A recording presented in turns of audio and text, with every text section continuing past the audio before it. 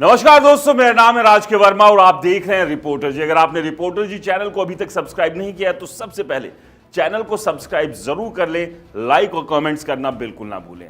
हरियाणा की राजनीति में हर रोज कुछ ना कुछ चल रहा है। जहां एक तरफ कांग्रेस अभी तक विधायक दल का नेता तय नहीं कर पा रही है, तो वहां बीजेपी में भी कुछ ना कुछ रोज चलता ही रहता है। और वहीं महाराष्ट्र में बीजेपी जीत के बाद अब दिल्ली की तरफ देख रही है कि दिल्ली को किस तरह से जीता जाए। लेकिन खैर, वापस हरियाणा पर आएंगे तो दोस्तों आपको बता दें, हरियाणा बीजेपी और कुलदीप बिश्नोई के बीच कुछ ठीक नहीं चल रहा। और ये जो ठीक नहीं चल रहा है ये काफी समय से है।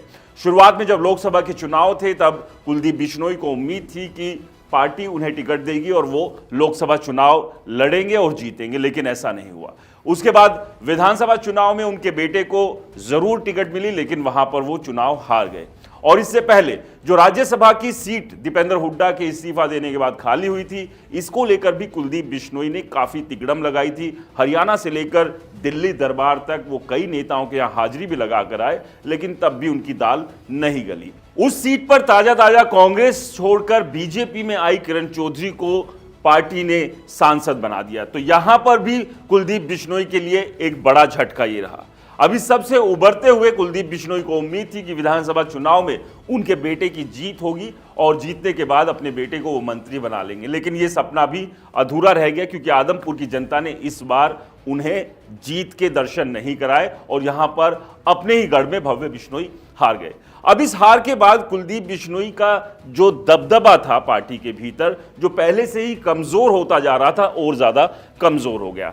अब इसके बाद कयास ये लगाए जा रहे हैं कि कृष्णलाल पवार के इस्तीफा देने के बाद राज्यसभा की एक और जो सीट खाली हुई है, इस पर क्या पार्टी किसी नए नेता को, किसी दूसरे उम्मीदवार को सांसद बना सकती है। क्योंकि कुलदीप बिश्नोई भी इसके लिए पूरी कोशिश कर रहे हैं कि पार्टी उन्हें इस बार कम से कम मौका दे दे। क्योंकि कांग्रेस छोड़कर कुलदीप बिश्नोई जब बीजेपी में शामिल हुए थे तो कहीं ना कहीं उन्हें इस बात की उम्मीद थी कि बीजेपी उन्हें वो पूरा मान सम्मान, रुतबा और वो कद देगी। लेकिन ना वो कद मिला, ना वो पद मिला, ना वो मान मिला, ना वो सम्मान मिला, जिसकी उम्मीद कुलदीप बिश्नोई और उनका परिवार लगातार कर रहा था। अब ऐसे में सबसे बड़ा सवाल यह है कि ये राज्यसभा की सीट अगर कुलदीप बिश्नोई को नहीं मिलती है तो कुलदीप बिश्नोई क्या करेंगे। क्योंकि इस बात को लेकर भी चर्चाएं जोरों पर है कि कुमारी शैलजा कोशिश कर रही है कि कुलदीप बिश्नोई को किसी तरह से बीजेपी से तोड़कर अपने साथ कांग्रेस में ले आए, और जो एसआर के गुट टूट चुका है उसमें कुलदीप बिश्नोई का केस शामिल होकर ये एक बार फिर से बनकर तैयार हो जाए। तो क्या कुलदीप बिश्नोई,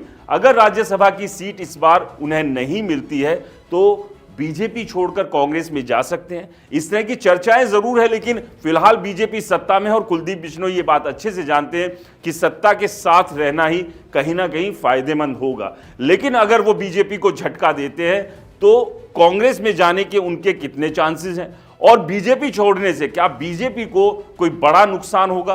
क्योंकि जिस तरह के फिलहाल के हालात कुलदीप बिश्नोई के और उनकी राजनीति के बने हुए हैं, उससे ऐसा लग नहीं रहा है कि वो अगर बीजेपी को छोड़ते हैं तो इसका असर रत्ती भर भी बीजेपी के ऊपर पड़ने वाला है।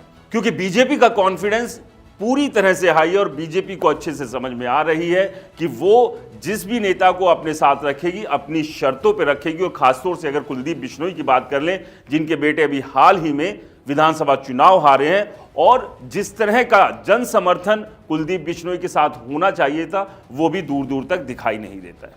आपको क्या लगता है, हमें कमेंट्स कर जरूर बताएं। रिपोर्टर जी चैनल को सब्सक्राइब नहीं किया तो दोस्तों चैनल को सब्सक्राइब करना ना भूलें। नमस्कार।